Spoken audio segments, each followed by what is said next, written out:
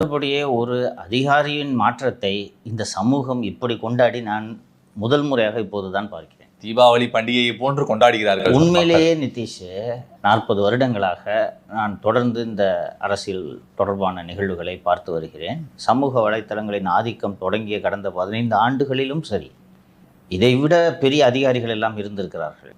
இந்த அருண் எல்லாம் ஒன்றுமே இல்லை. ஜாஃபர் சேட்டு தமிழகத்தை ஆண்டார். இவங்க அதிகாரத்தை பகிர்ந்துக்கிட்டு தான் ஆண்டாங்க. ஒரு ஆள் தனியாக ஆளவில்லை. ஜாஃபர் சேட் தனியாக ஆண்டார் தமிழகத்தை.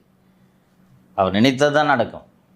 அழகிரியும் கனிமொழியும் போய் கொஞ்சம் சிஎம் கிட்ட சொல்லுங்கள் அப்படின்னு அவர்கிட்ட கேட்பாங்க.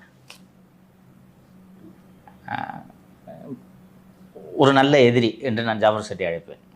அப்போது அவருடைய மாறுதல் கூட எவ்வளவு பெரிய கொண்டாட்டத்தை சமூகத்தில் ஏற்படுத்தவில்லை. அதற்கு பிறகு நிறைய மாற்றங்கள் நடந்திருக்கின்றன.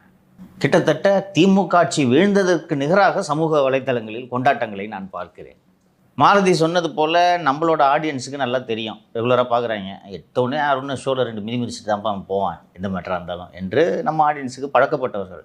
எனக்கு புதிய தலைமுறையில் கீழே கமெண்ட்டில் வருது, தந்தி தொலைக்காட்சியோட செய்தியில் கீழே கமெண்ட்டில் வருது, எக்ஸ் பதிவுகள் ஃபுல்லாக வருது, இன்ஸ்டாவில்.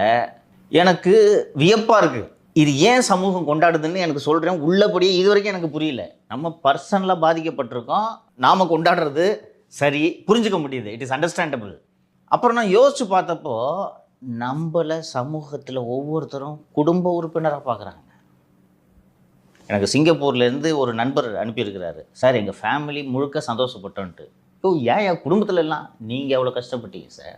இந்த மாற்றம் எனக்கு உள்ளபடியே இன்னும் வியப்பையும் குறுகுறுப்பையும் ஏற்படுத்துகிறது.